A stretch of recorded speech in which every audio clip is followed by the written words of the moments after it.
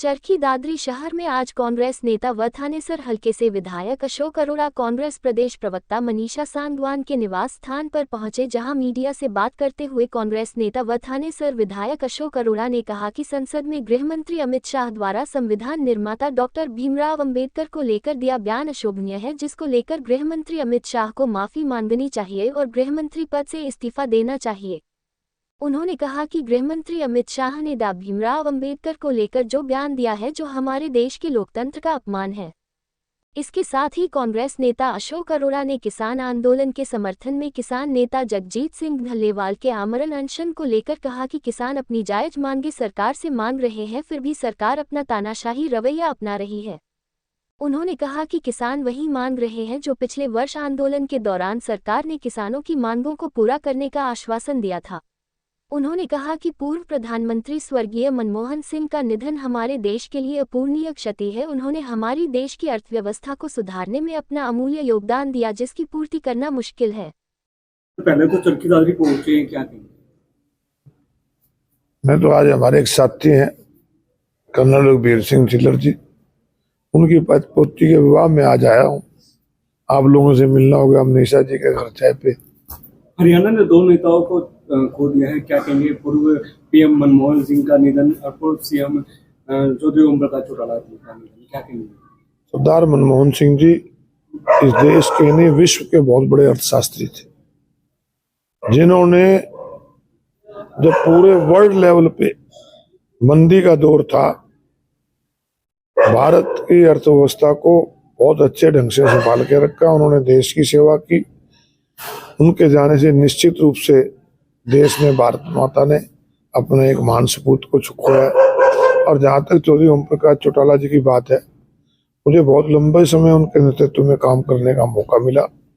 वो एक बहुत ही मजबूत व्यक्ति थे और हरियाणा के हितों के बारे में हमेशा सोचते थे, और हरियाणा के हितों के खिलाफ अगर कोई आवाज उठती थी तो एक मजबूत दीवार की तरह खड़े हो जाया करते थे। ऐसे व्यक्ति के जाने से निश्चित रूप से आज इस देश के किसान को मेरे में आम आदमी में कमी आई। जगदीश ढल्लेवाल की आमरण अनशन को लेकर उनकी तबीयत लगातार बिगड़ती जा रही है, सरकार इसके ऊपर कोई कदम नहीं उठा रही। आने वाले समय क्या लगता है कि भी सरकार इसके ऊपर कोई कदम उठाएगी? बहुत ही चिंताजनक विषय है कि एक बुजुर्ग किसान नेता पिछले 33 दिन से आमरण अनशन पे बैठे हुए। मैं खुद भी खनौरी बॉर्डर पे जाकर उनसे मिल के आया था। उनकी तबीयत लगातार गिरती जा रही है और सरकार है कि बातचीत करने को भी तैयार नहीं, तो सरकार को तुरंत उनसे बात करनी चाहिए। और आज वो कोई नई चीज भी नहीं मांग रहे हैं। जो सरकार ने पिछले आंदोलन के दौरान उनसे वादा किया था, आज वही कह रहे हैं कि एमएसपी की गारंटी का कानून बना दो। तो ये कहते हैं कि हम एमएसपी दे रहे हैं, तो कानून बनाने में क्या दिक्कत है? उनकी बात माननी चाहिए। गृह मंत्री अमित शाह के भीमराव अम्बेडकर को लेकर गृह टिप्पणी की गई है, क्या मानते हैं? बीजेपी की मानसिकता जो है, जो इनके अंदर है, वो पार्लियामेंट के अंदर अमित शाह की जुबान पे आ गई कि किस प्रकार ये बाबा साहब अम्बेडकर और देश के संविधान से नफरत करते हैं। तो बहुत ही निंदनीय है। और इतने बड़े पद पे रहने वाला व्यक्ति उस अपनी इस बात के लिए माफी मांगने को भी तैयार नहीं, तो बहुत ही अशोभनीय है। देश के गृह मंत्री को माफी मांगनी चाहिए देश से। कांग्रेस के द्वारा एक लिस्ट सबसे ज्यादा रहे तो आप दादरी आए, तो उसके अकॉर्डिंग दादरी में आपको विकास नजर आ रहा है? जो रेवेन्यू चरखी दादरी पूरे हरियाणा में सबसे ज्यादा दे रहा है, तो उसके अकॉर्डिंग दादरी में आपको विकास नजर आ रहा है? देखिए भैया, मैं तो पूरे प्रदेश की बात करता हूँ। जहाँ तक दादरी की बात है, मनीषा जी करेंगे। मैं तो अभी दादरी बार से आया हूँ, परंतु मैंने दादरी का वो समय भी देखा है जब कई फुट पानी खड़ा रहता था। यहाँ पर तो कभी सड़कें ठीक मिले ही नहीं करती थी। यहाँ से पूर्व मंत्री के बेटे सुनील सांगवान जी बने हैं विधायक, क्या उम्मीदें हैं कि भी वो कर पाएंगे दादरी का विकास? बात है कि प्रजातंत्र में जनता विधायक बनाती है और अभी उनकी शुरुआत है। आगे जाके देखेंगे क्या होता है। आज तो उसके बारे में कहना तो भविष्य में है ना, कर पाएंगे या नहीं कर पाएंगे, इसके बारे में नहीं कुछ कह सकते।